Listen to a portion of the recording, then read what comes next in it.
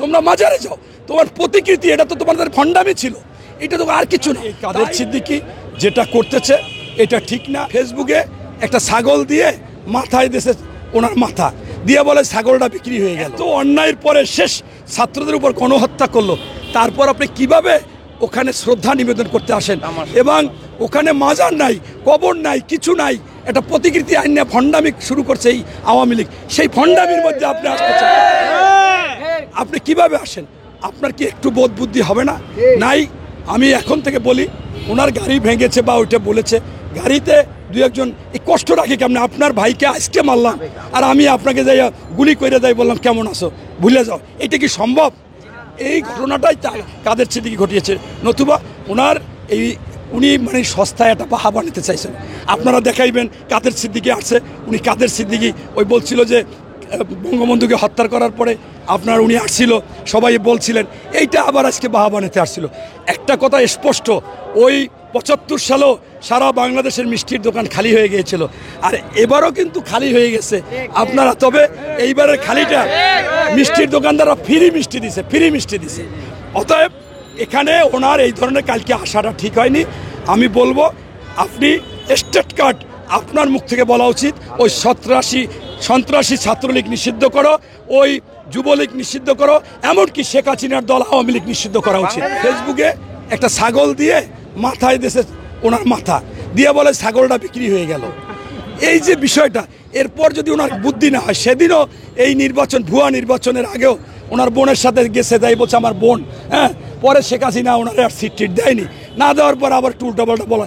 এই লোকটা আসলে আগে শুনছি 40 বছর বয়স হলে 40 সোনা হয়ে যায়। আমি এখন আমার 59, আমি এখন যেহেতু হই নাই, মনে হয় 70-এর পর 40 সোনা হয়ে যায়। এই জন্য ওনার বয়সটা এখন 80, 82, 83। আমি কিছু বলতে চাই না, শুধু ওনাকে বলতে চাই ভালো হন।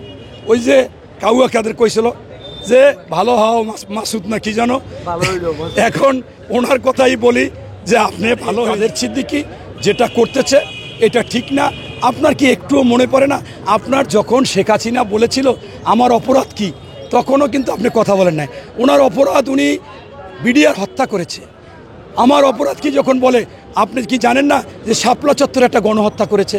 আপনি কি জানেন না শত শত লোককে আপনার সেই গুম করে দিয়েছে? আমিও আয়নাগর থেকে ফেরত একজন মানুষ। এরপর আপনি কি জানেন না কত লোককে খুন করেছে?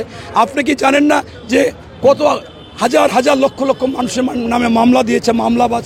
আপনি কি জানেন না যে ছাত্রদের মধ্যে গণহত্যা করেছে? আপনি কি জানেন না 21 লক্ষ কোটি টাকা পাচার করেছে?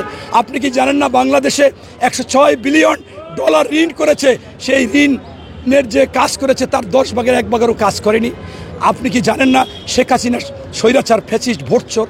আপনি কি জানেন না তিনি গণতন্ত্র হরণ করেছে?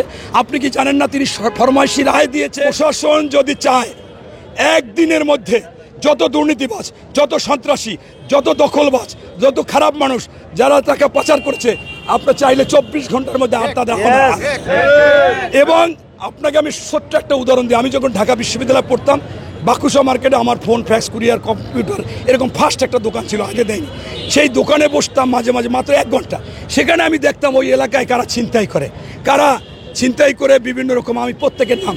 এখন এই দায়িত্বটা ছিল পুলিশের, তাহলে অবশ্যই ওই পুলিশ কিন্তু সারাদিনে তারা জানে যে কোন লোক খারাপ, তাদের কাছে তালিকা আছে। যখন আওয়ামী লীগের সময় তাদের তালিকা আছে।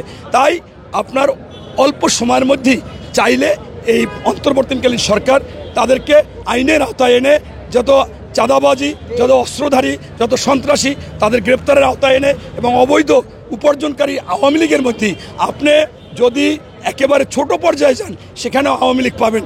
অন্য এখন আরও সহজ, আওয়ামী লীগের অল্পের মধ্যে যত দুর্নীতিবাজ, যত ঘুষখোর, যত সন্ত্রাসী, যত চাঁদাবাজ, যত অস্ত্রধারী তাদেরকে আয়ত্তে নিয়ে আসা সম্ভব।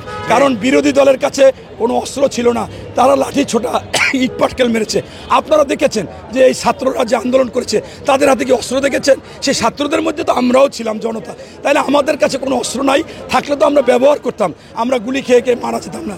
তাই এই সরকার অবশ্যই তারা যদি চায়, কিছু সৎ গোয়েন্দা যারা আছে তাদেরকে বেছে নিয়ে আপনার তাদের মাধ্যমে এটা সুষ্ঠু তদন্ত করে তাদেরকে আইনের আওতায় আনলে সুষ্ঠু নির্বাচন 3 মাসের মধ্যেও দেওয়া। একটা ভ্যানওয়ালা আওয়ামী লীগের শ্রমিক লীগে যোগদান করে সে 3তলা বাড়ি করেছে, যার 1তলা বাড়ি ছিল সে 7টা বাড়ি করেছে, যার 7টা বাড়ি ছিল সে বিদেশে বাড়ি করেছে। তাই আওয়ামী লীগের এই ধরনের অবৈধ এদেরকে গ্রেপ্তার একেবারে বাধ্যতামূলক, যদি না করে এরা অবৈধ টাকা দিয়ে বাংলাদেশের উচ্ছৃঙ্খল করবে, অরাজকতা বাজাইবে। এই অরাজকতা ঠেকানোর জন্য কালকে দেখেন যে বঙ্গবন্ধুর মাজার কোথায়, টুঙ্গিপাড়া থেকে এখানে একটা প্রতিকৃতি, এইটা মনে করেন সেই 50 বছর আগের, এবং একটা প্রতিকৃতিতে সেইখানে আজকে লাশের গন্ধ, মানুষের নাকের ডগায়, রক্তের দাগ এখনো শুকায়নি।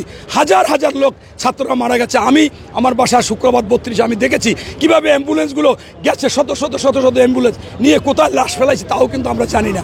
তার উপরে একটা প্রতিকৃতির উপরে তারা এই যে শোক দিবস পালন করতে আসছে, মোমবাতি প্রজ্বলন করবে, এইটা করবে সেইটা করবে, এইটা কি আদৌ আপনি বলেন এই রক্তের উপর দিয়ে হয়?